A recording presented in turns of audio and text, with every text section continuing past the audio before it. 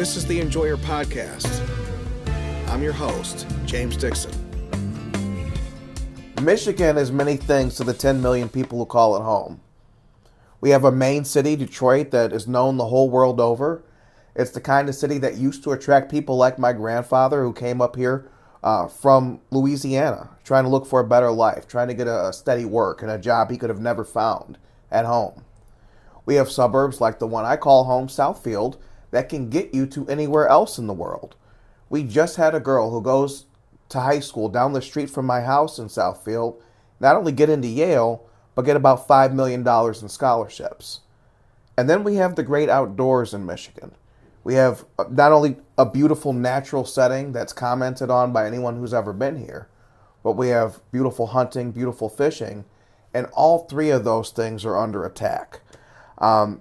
In Detroit, they're beset by road diets and things like bike lanes. They're trying to mimic other cities rather than be what you are, uniquely. In the suburbs, you have an equity that brings the top down, but doesn't lift any ships. And then you have conservation that's attacked by what I call a year zero communism. There's a lot of people who believe in the idea of preservation. We should just kind of stop the clock and keep what we have, or even degrowth, that we should roll back and use less resources and do less with less. I think all of those things are out of balance. All those ideas are inappropriate, and those are the threats we face right now. So my guest today, Jason Soulliere, is here to help us understand what a balanced and a healthy conservation looks like. Jason, thank you so much for coming out today. I appreciate it, man. This is it's always good to come out and talk about conservation and talk about how we can change things that have been wronged in the past. Mm-hmm. And it's up to us now, the younger generation. I'm not that young anymore, but it's up to guys that are our age and girls and, of course, the ones below us. I think that we're really going to be strong advocates for proper change. And I'm really happy to talk about that today. Yeah, so let's talk about it. How old are you right now? If you could just kind of paint the picture. How did you come to spend so much time in the great outdoors? What would you tell someone about what grabbed you about it? Well, so I was very, very fortunate as a child. My father was a big outdoorsman, very involved in the outdoor community and conservation, did outdoor television, filmed video at the time, the old actual VHS cameras, video with Ted Nugent called Archers Africa. He was also a professional archer, just an all-around outdoorsman, and having him as a father was what got me involved. And I've taken it way to the next level because, you know, he kind of got wore out with it. He got tired of the politics of it, and he tried and was building a business and raising a family and doing all the things that we do now. And he just, you know, kind of handed the reins off to me, and I've now taken it to the, as they say, the next level to try to get the word out as much as I can. But talk about that. He got tired of it. And it's just so funny because when I think of the great outdoors, right, it's where you go to get away from the politics, from the world, from all these normal pressures of everyday life. But even in that community, it sounds like he couldn't find solace after a while. Well, the thing always is and it's just unfortunate, it's the politics of anything. Both of my kids play AAA hockey. I could sit here for the next hour and tell you about the politics in that. It's been atrocious. And the hunting community is no different. And the unfortunate side of it is that, you know, our forefathers had a saying, you know, together we stand and divided we fall. And that rings true in so many aspects of our lives. Absolutely. And, you know, I'm not here to pile on, you know, what the young folks call boomers, but they, I think, appreciated the fact that they had differing opinions and they wanted to always argue them instead of figuring out a way to come together and come with a solution. It was always an argument. And still in the hunting community right now, you have the guys who hunt with guns and the guys who hunt with bows, guys and girls. I keep saying guys, I apologize. Girls, I apologize. But the folks that are hunting in different ways, and the people that can afford to go out of state or overseas, and everyone hates each other, and everyone has a reason why they don't like the guy with a gun or the girl with a bow. This guy makes too much noise in the woods.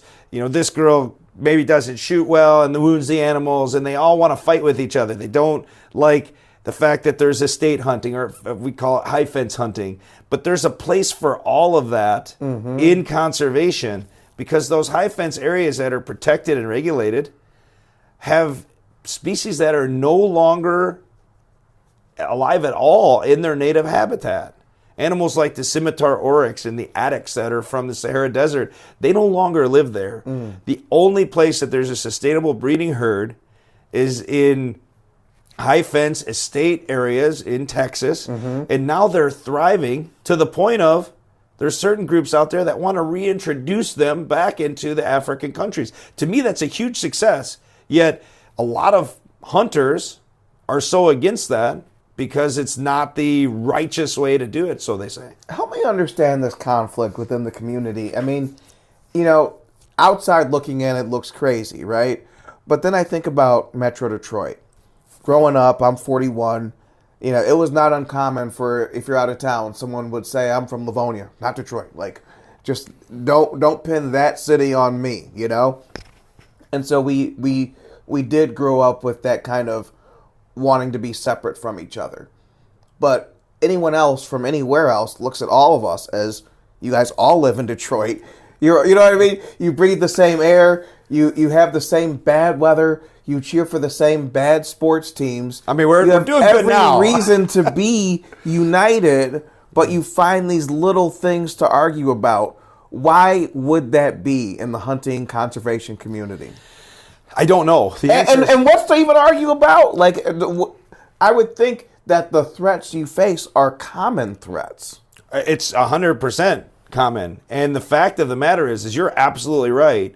I scream this from the rooftops because I do have positions that I've been able to attain where my voice can be heard to the tops of the larger clubs and, all the way down to, people that walk around on the show floors. A lot of people know me. I've done outdoor television, social media presences, all those things. So I actually have a voice, albeit probably not as loud as others, but I do have a voice.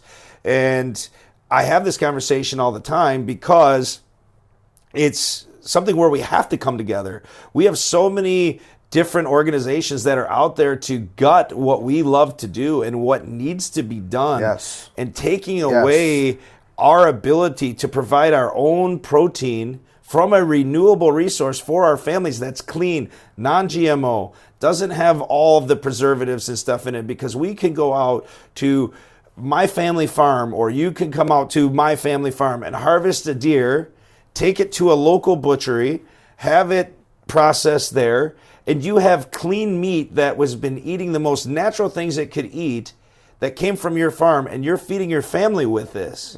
And the fact that there are groups out there that want to take that away from us, yet will still go to McDonald's and have a Big Mac, to me, is atrocious. And on top of it, our own people that are in the hunting community want to infight and put us that much more at risk, because if we could all come together, think of how strong we could be. And that's what really my goal is to bring everybody together to actually win. I want to get back to how that could happen, but you bring up an interesting philosophical point, right? I've never gone hunting. I shot guns for the first time last year. My buddy Jay Murray took me out, and that's been an enjoyable thing to get to know that community. But so I eat meat, as you could probably tell. I eat meat, but I don't kill the meat. Should I? You know what I mean? Like should I? Should I? Is it like what would be the value of me killing it personally?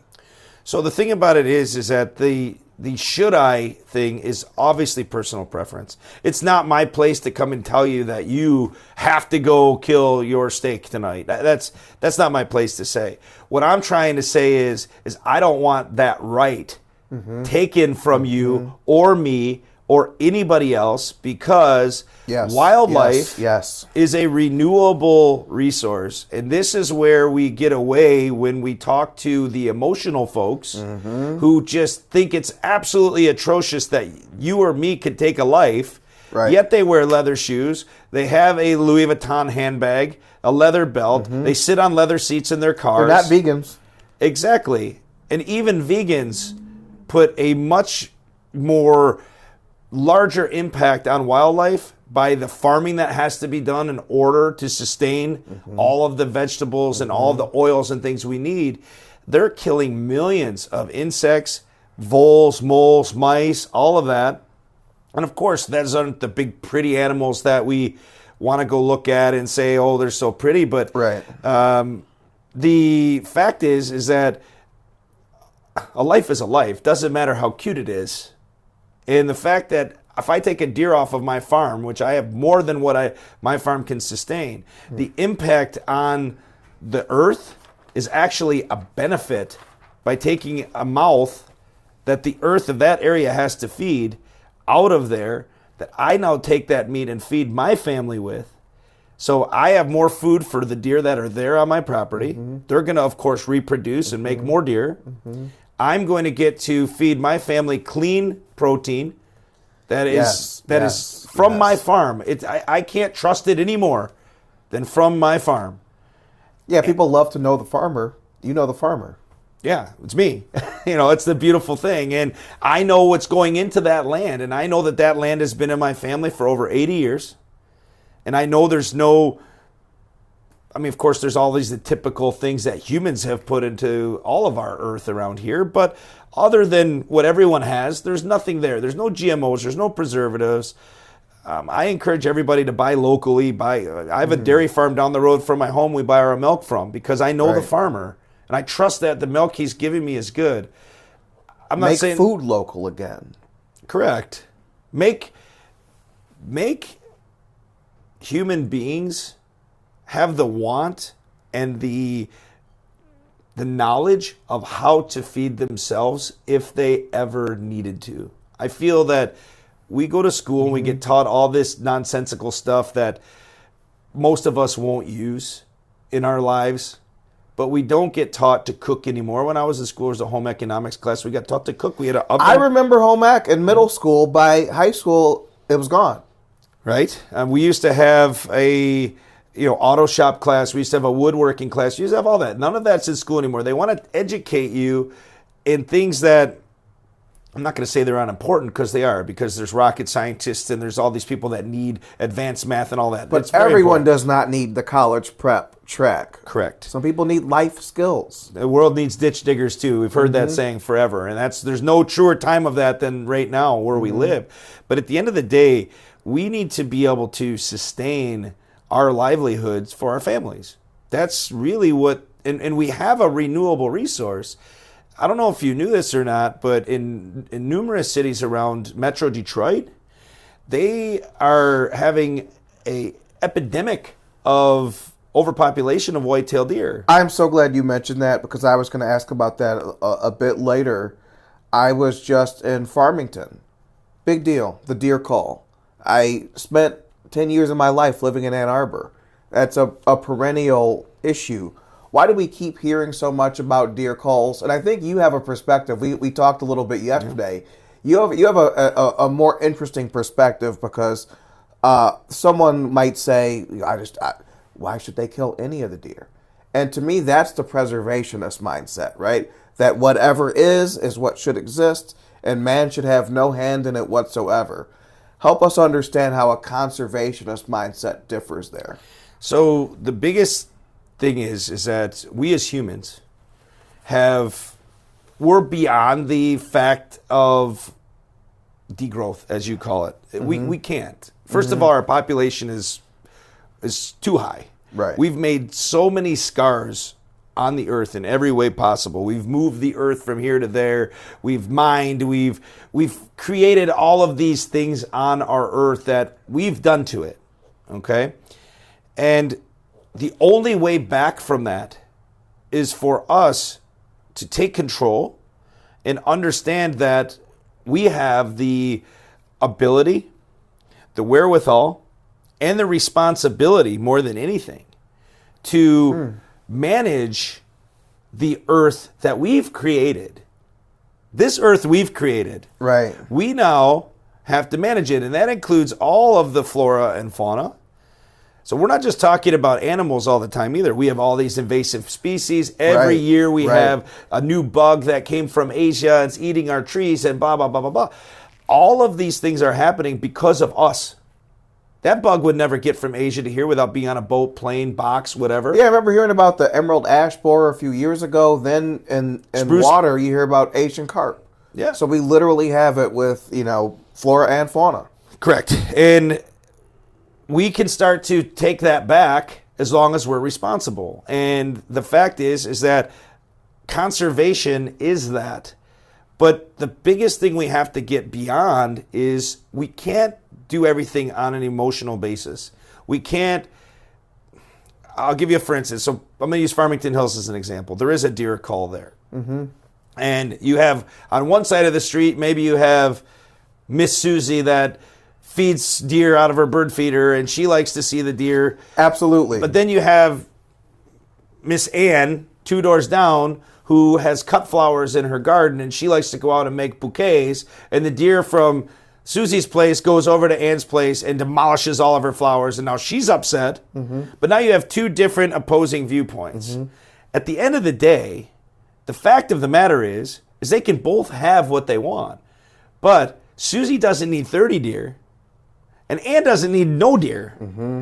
Mm-hmm. We have to find that balance, and that's what conservation, which involves hunting, is all about. Yes. And until the problem is the emotional voice is always heard. Okay, and I'll give you a for instance. You're married, right? Getting there. Getting there. So you have a significant other. Yeah. Okay. So when you go home and your wife is emotional, or your fiance is emotional, and she's just had a day. Not unknown to happen. And she's emotional. At that moment, right then, when she's emotional, maybe hysterical at the time, something really terrible happened at work or whatever happened, and she just needs to vent. Is that the time for you to give her advice? In my house, that is the time when advice is given. Is it the right thing to do? Absolutely not. Is it effective? No. No. Is it what happens? Yes. But at the end, when she's calm and relaxed and you can have a conversation over a glass of wine, maybe at that point you can give perspective. There's a time and place for everything. Correct. The issue we have is the emotional people that don't like what we do in conservation, what needs to be done. They scream from the rooftops with all their emotion, and they get all the other emotional people all riled up. And the problem is the people that maybe are more pragmatic, they just don't want to deal with that. So they just sit silently.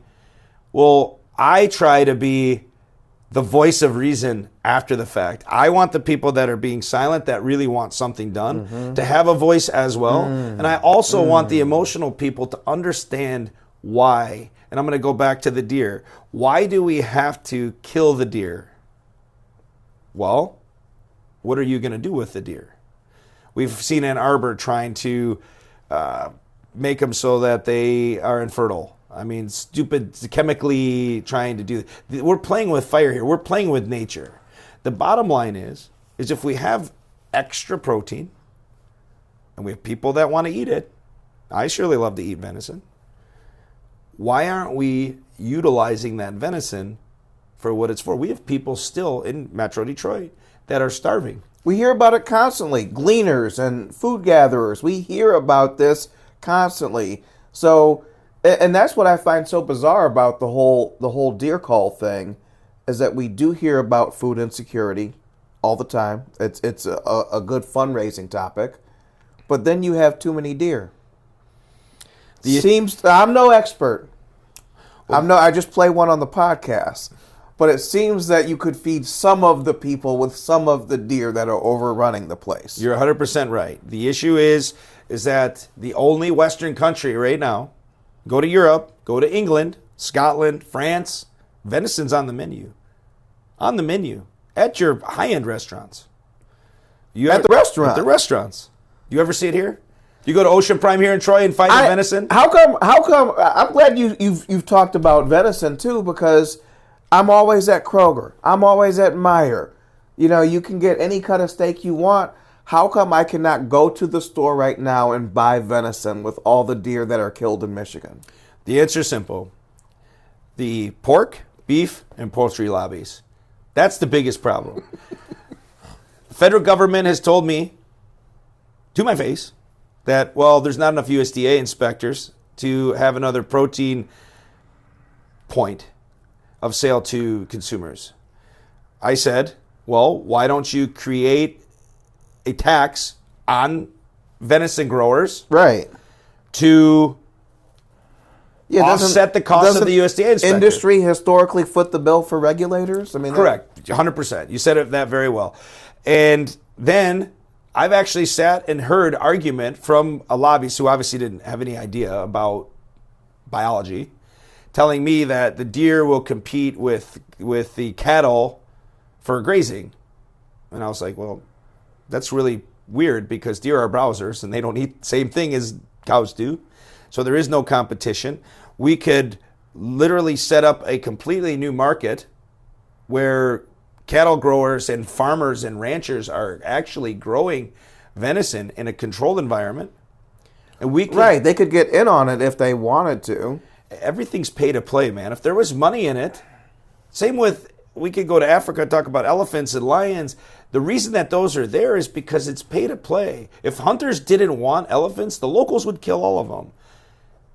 The reason that we don't kill all the deer is because, believe me, the lady that's getting all her flowers cut, she wants all the deer dead. But she doesn't really have a way to do it. And we have laws in the United States, especially in most of all the states that have deer, that's regulated that you can only do it on a certain season, you can only have so much quota, and all of these things, okay? So there's regulations. So there's a penalty if you do something wrong. But we could grow these in a contained environment, have them inspected, make sure, of course, they don't have any type of disease or anything, but it's the same thing that cattle have to be done. There's no difference. It's livestock. But we could also, instead of trying to make them infertile and culling these deer and throwing them in the garbage. And I know that all the here in Ann Arbor, they actually would tell me, oh, no, that's not happening, but we all know that that's happening.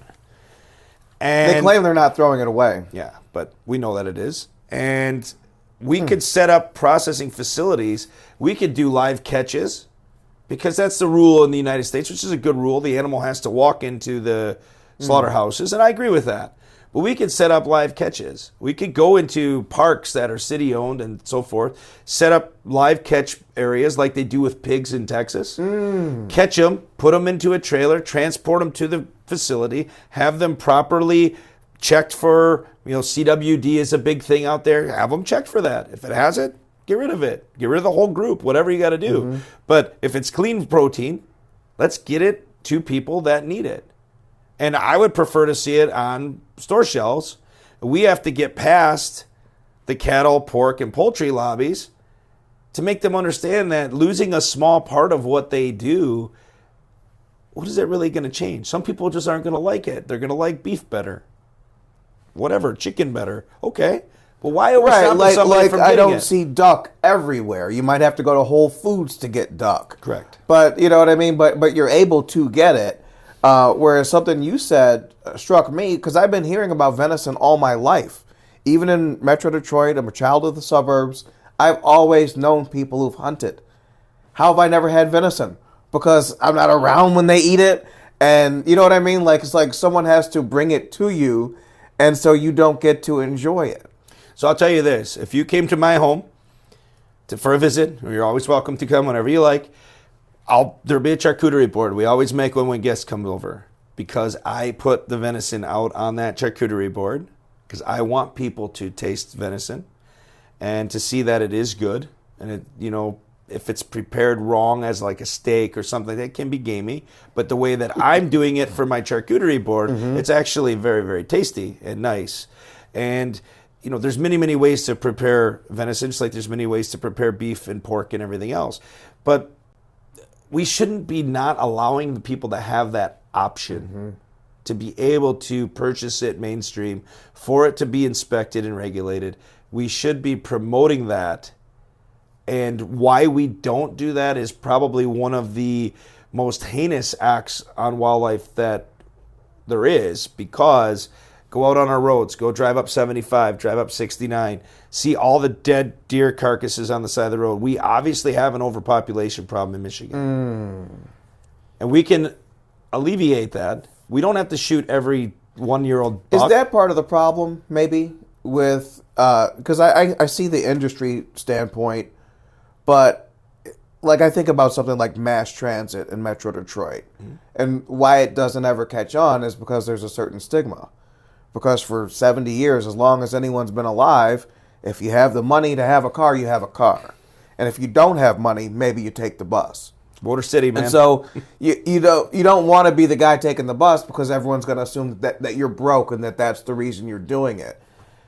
Is stigma part of the problem, that venison is associated with a meat that is killed by motorists and not necessarily something you'd want to eat?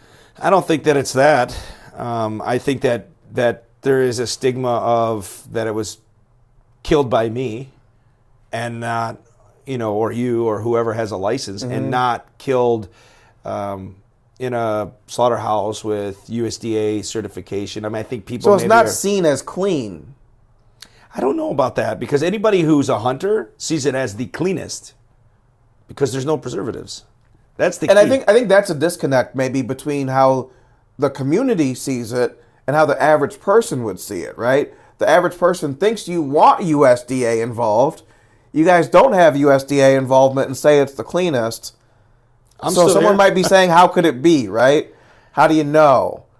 How do you know? I could tell you, well, then that's a conversation for the regulators, really, and the government. That's it. But the fact of the matter is that it is another protein that we have available to us that we're not taking advantage of. And we're talking in great supply. We're talking about Metro Detroit. Right. Think about all the other cities. Think of Philadelphia. Think of New York. Think of Hartford. Hartford, Connecticut has a huge problem with overpopulation of deer. And they're hiring people all the time to come in there and shoot them.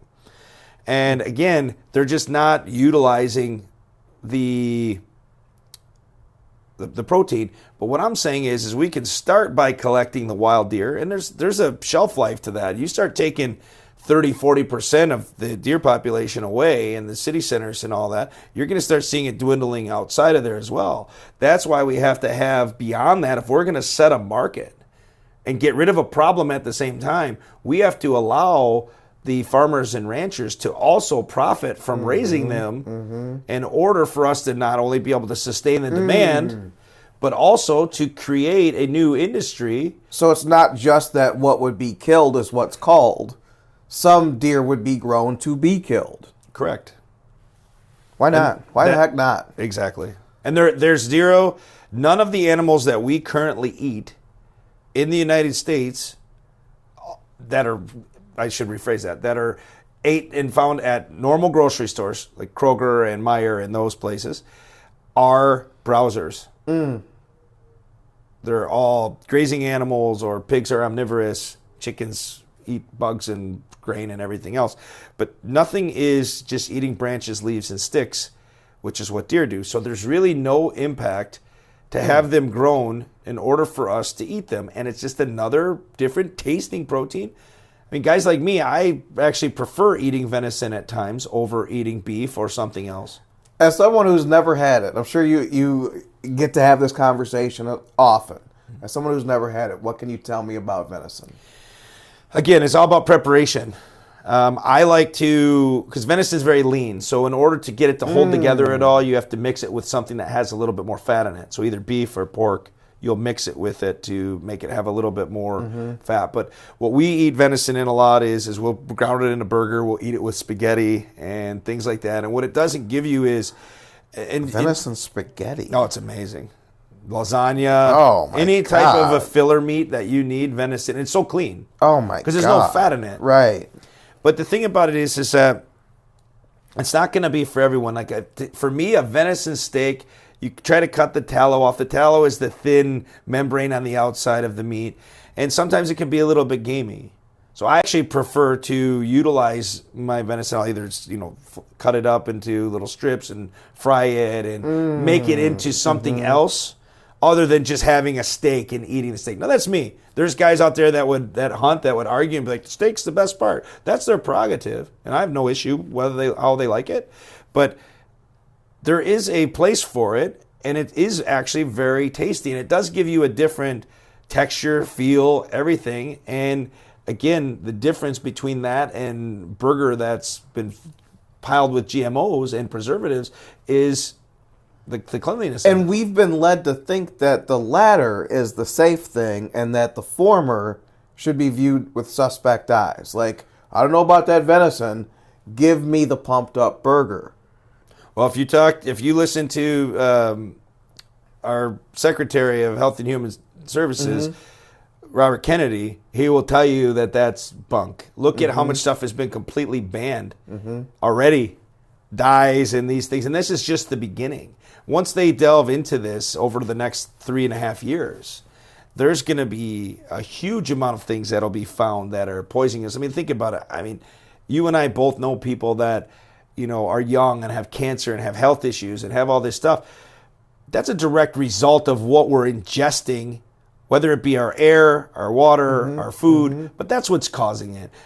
There's a reason why like Amish communities and people like that eat their food from their own land don't suffer all of the sicknesses and things that communities that don't do that do. And there's a science behind that, and it's worth looking into. But for me, my main profession in this field is conservation and how can we utilize, and I'm just using deer as just one animal. I mean, there's 40 or more species just in North America alone. If you go around the world, there are hundreds and hundreds of species, and every one of them is being eaten by someone.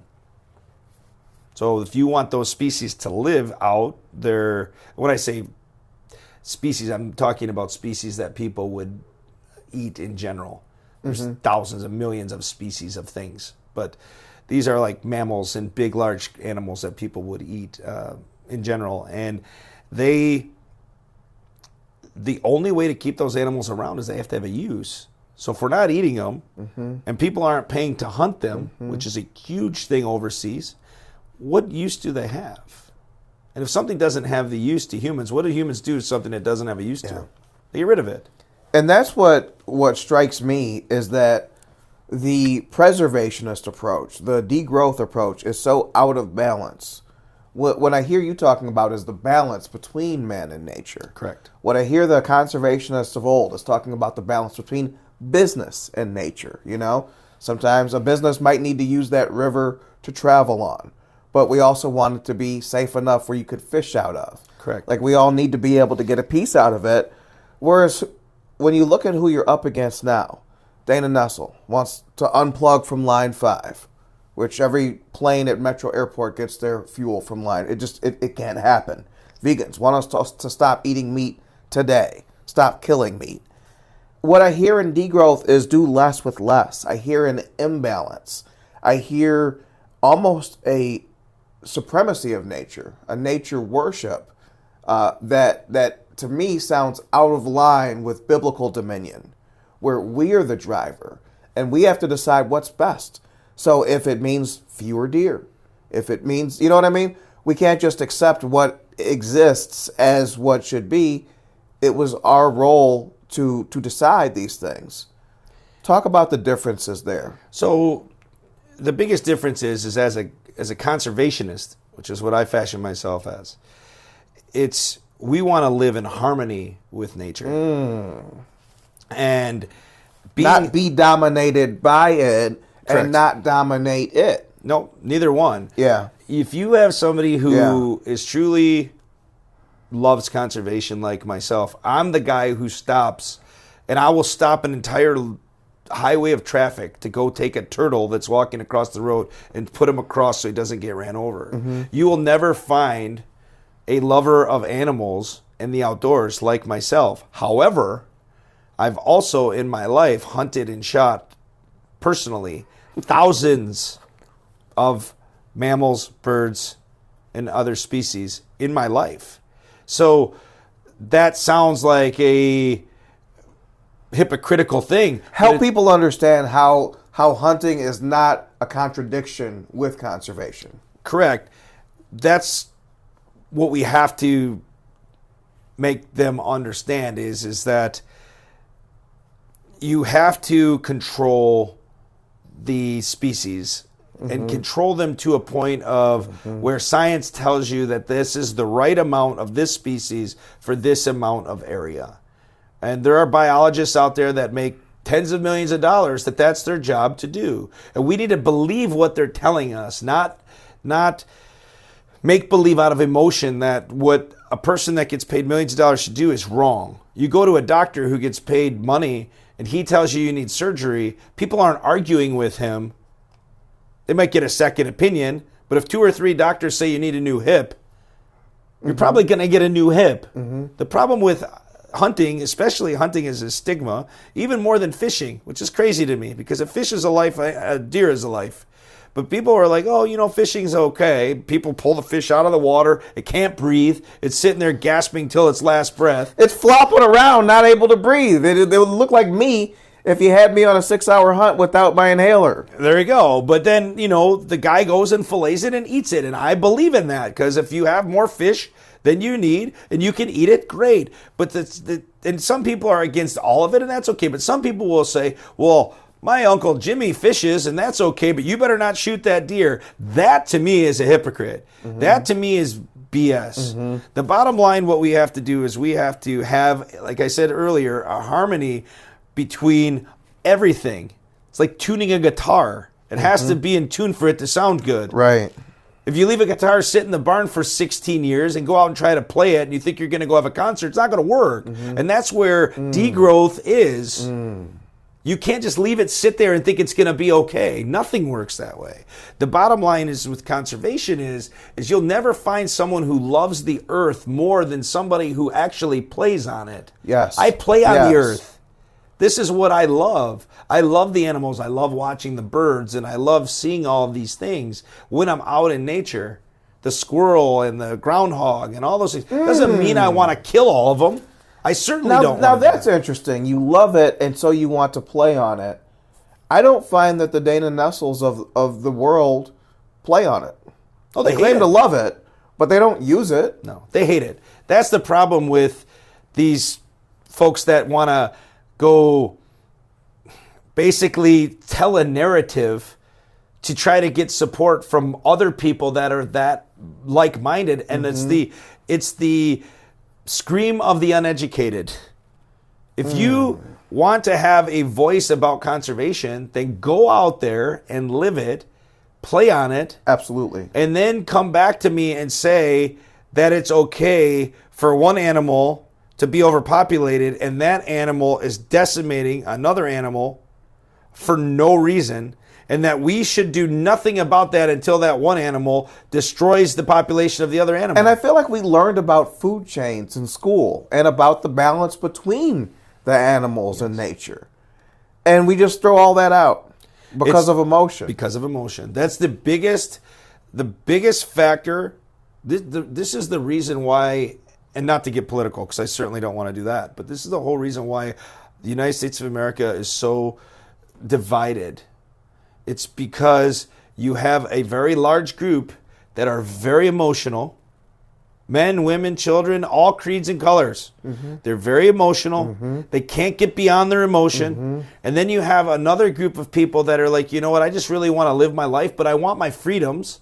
And I want to be able to drive my car. And if I want a V8, I want a V8. And if I want to eat... And the emotional people seem to be a lot more vocal than the people who want to be left alone. We just had that conversation when we talked about your significant others. When they're emotional, there's no talking to them. When you can get them calm and sitting in a room where you can actually talk to that person, you might not ever get to a common, like where you're both on the same page, but you can get to a place where you understand each other. And that's the problem when there's a whole group that's screaming.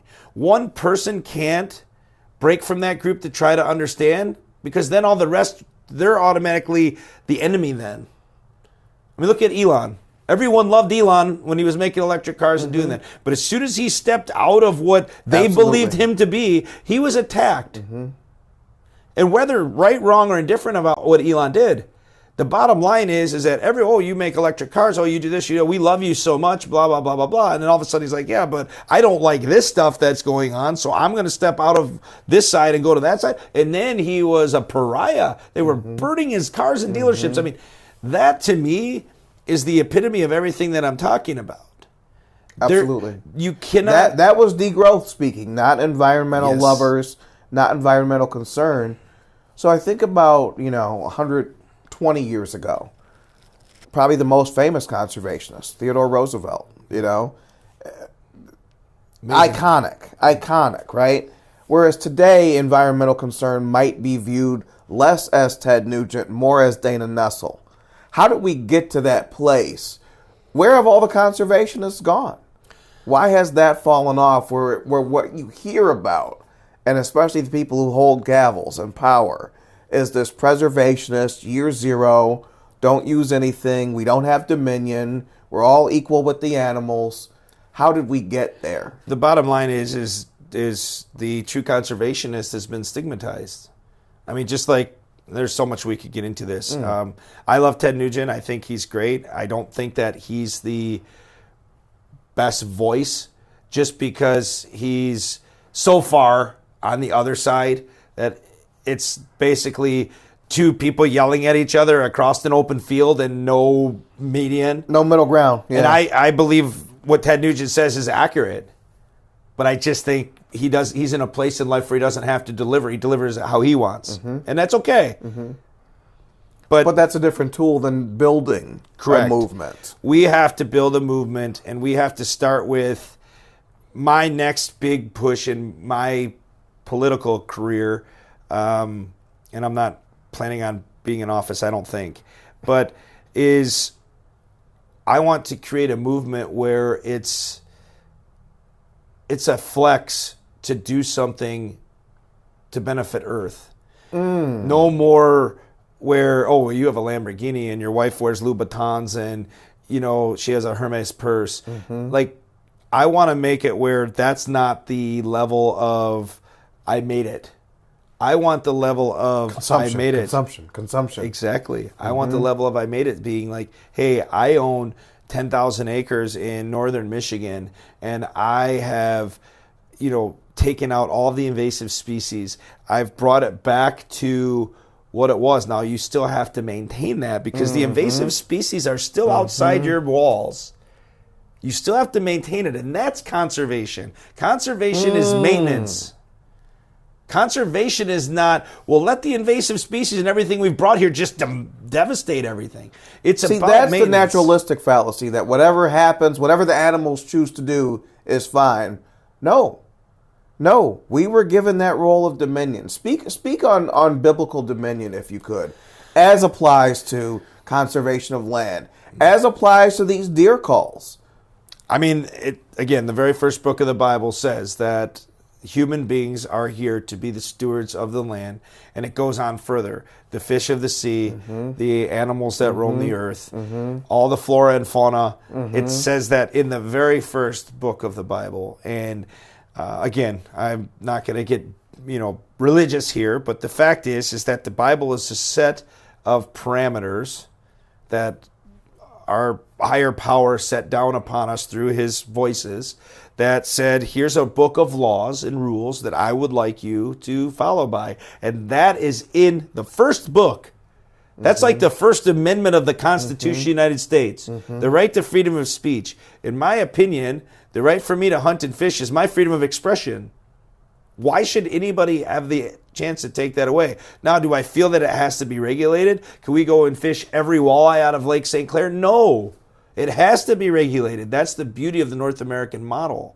It's the beauty of what we have. We are regulating it through biology and through science.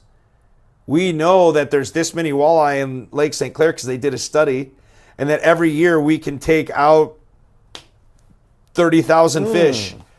And we know that we have this many deer, we can take out this many deer, and we know that we have this many this and this many that. The problem is if that number's not being met, right, then we're failing. You know what I science. find fascinating is that someone might hear this as a defense of regulation or follow the science and those kinds of things.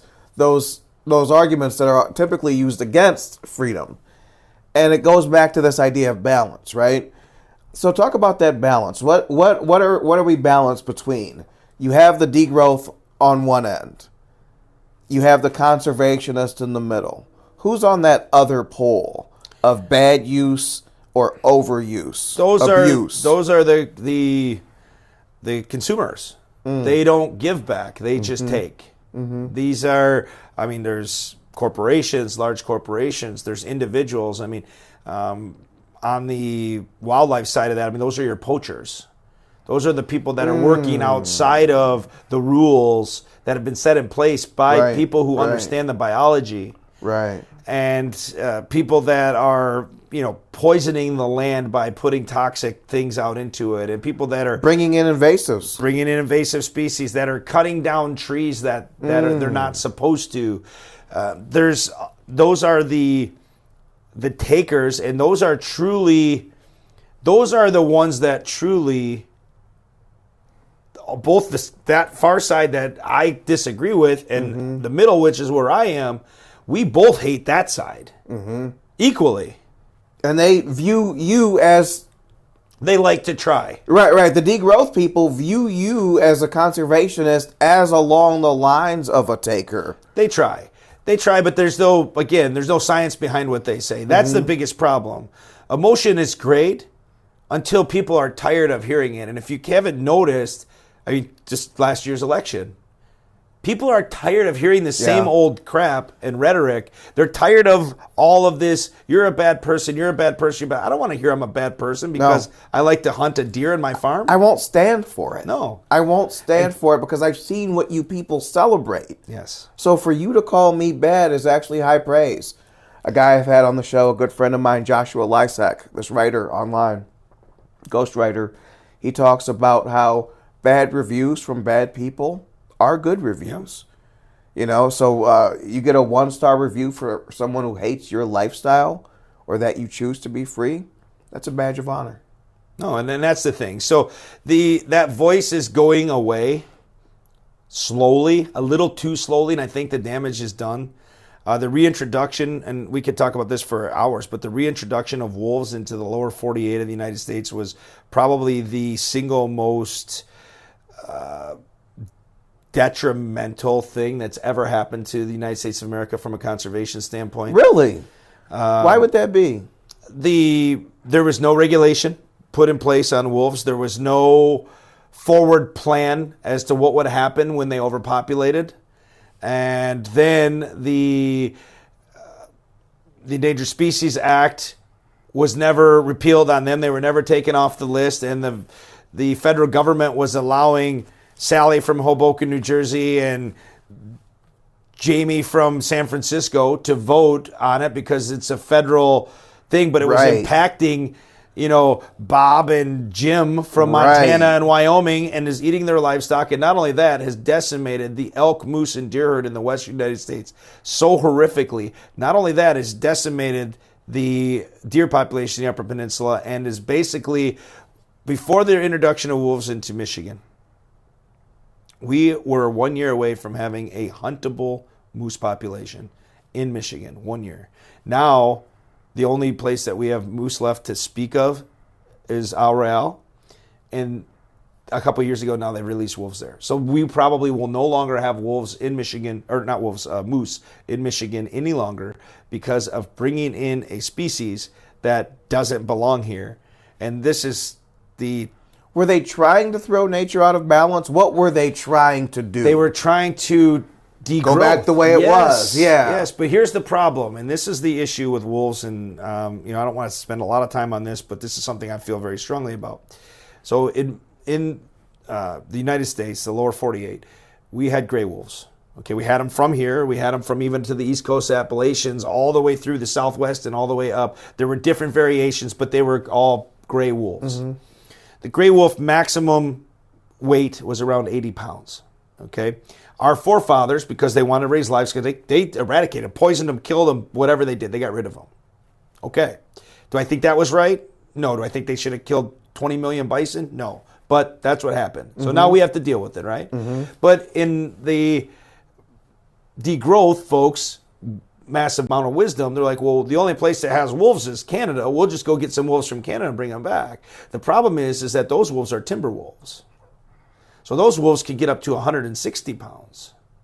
Now, for 20 generations of elk in Yellowstone, before they were reintroduced in, I think, 1991, sometime like that, when they reintroduced them in Yellowstone, there were 20 generations of elk that had lived there since the last wolf was seen there.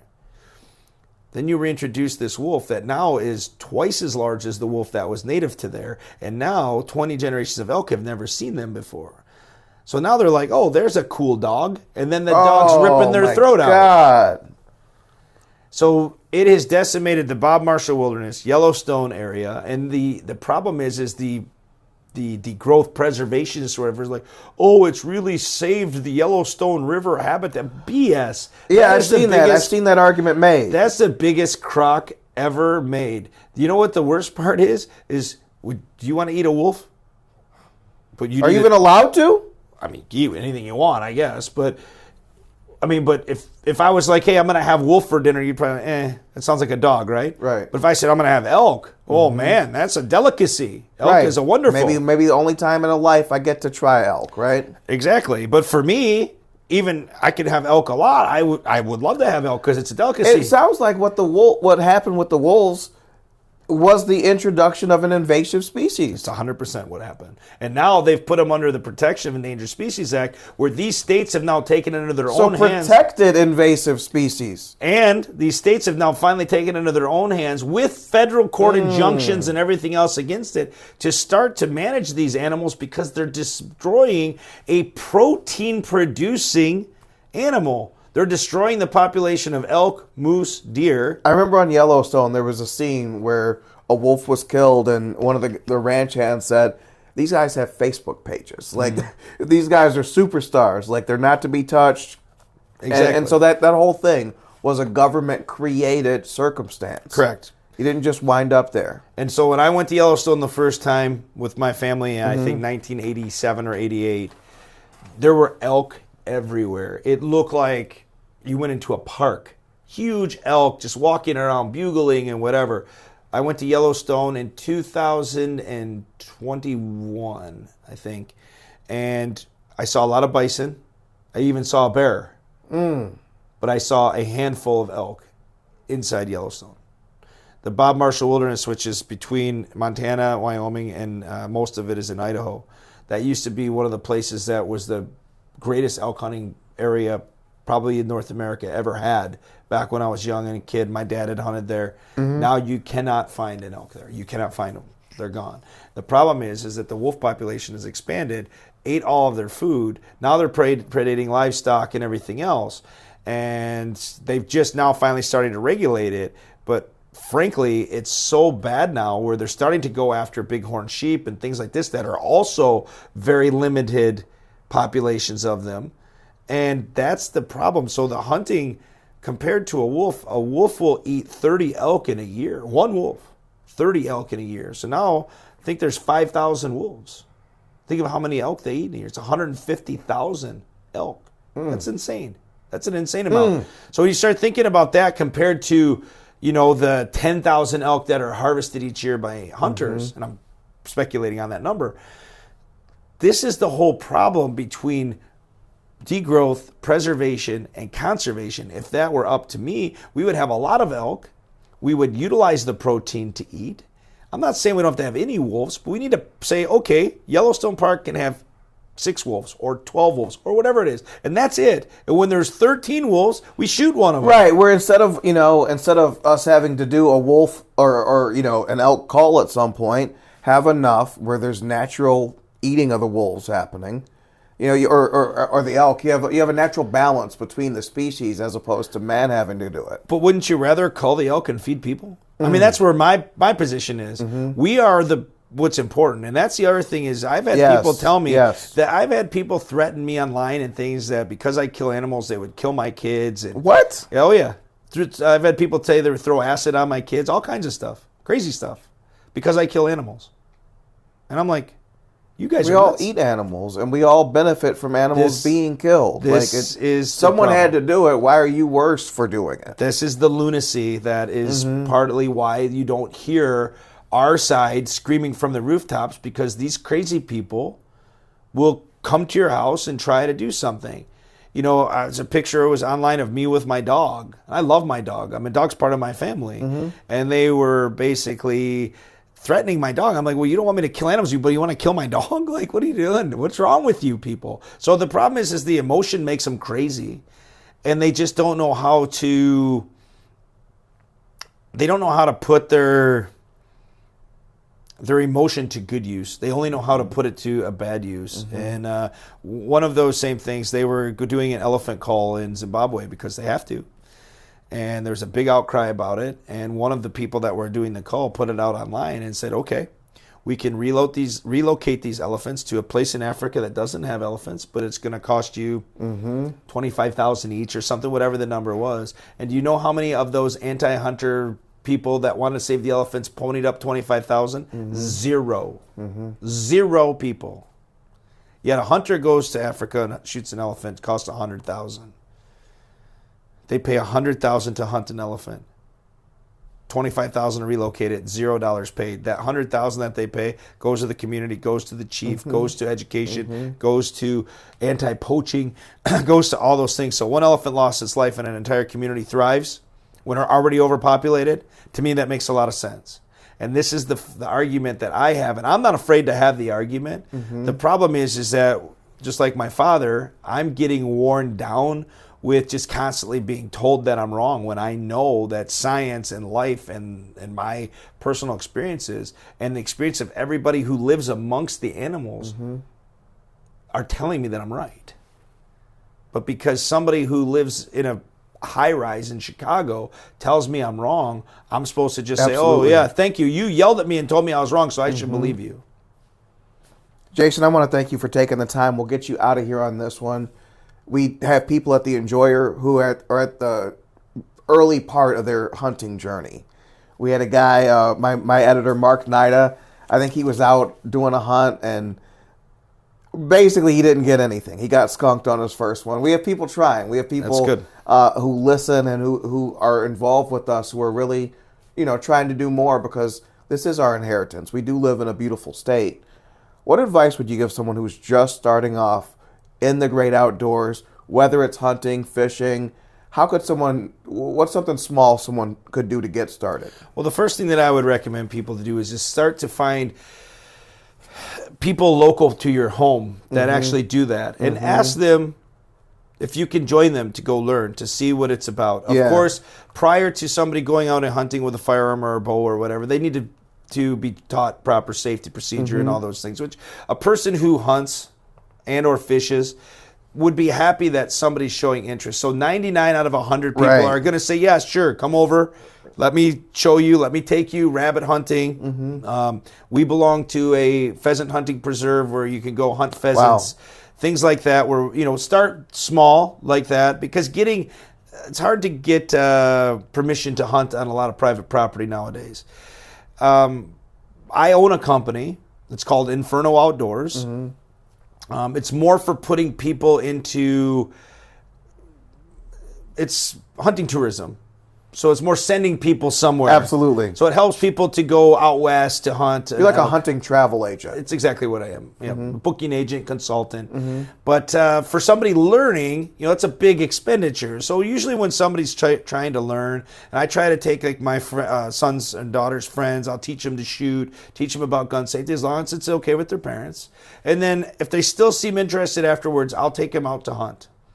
And hunting always isn't about getting something. Like, I've had most of my enjoyable hunting experiences have been when I either was with somebody that got something, or I just went out there and something really cool happened while I was there. I didn't get anything, but I actually got to see, a fox catch a rabbit, or a hawk catch a mouse or whatever. And it was just a an experience of watching something happen that, for instance, when we were out turkey hunting with my son, a coyote came out in front of us while we were stalking the turkey, carrying a groundhog.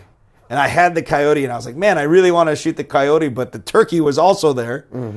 Of course, didn't get the turkey, but it was a cool experience to see the coyote, and we got the turkey a couple days later. I actually got the turkey, so it's You got him in the end. I Huh? got him in the end, and he's in my freezer, ready to eat when time is right. What percentage of hunts have you gotten skunked?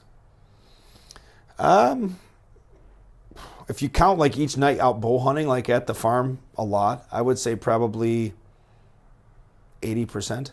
80%. 80% of the time you go hunting. Let's say it was more events and less nightly.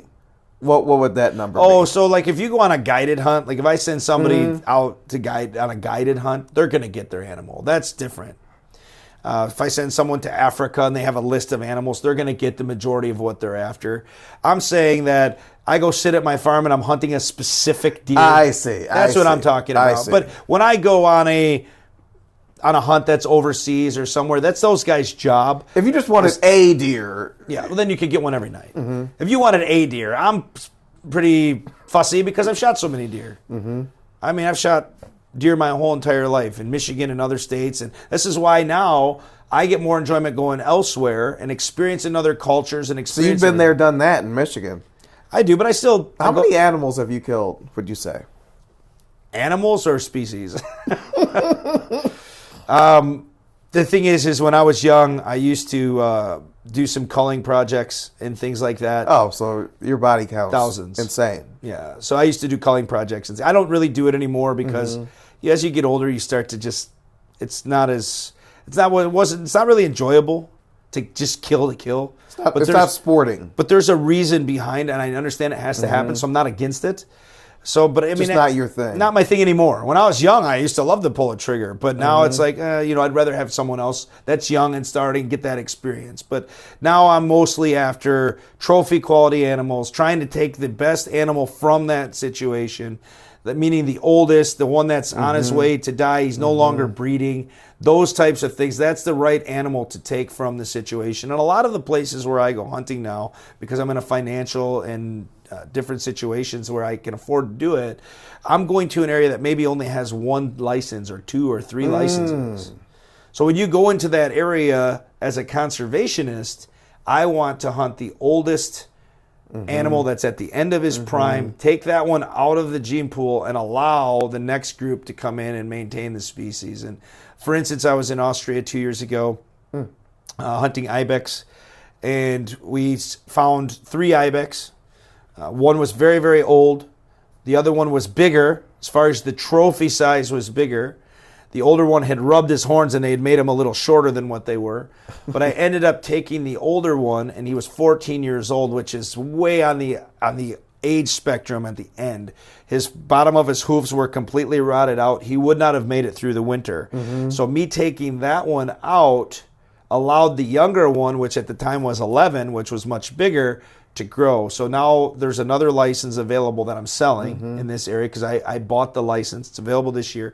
That one that was 11 is now 13, and he's our target animal this year, and he's ginormous, but that's our target. So we have the target of the ones we want to take, where a lot of deer hunters are just going to go hunt whatever they want. But in those really specialized licenses, I only get one every 2 years in Austria in this area.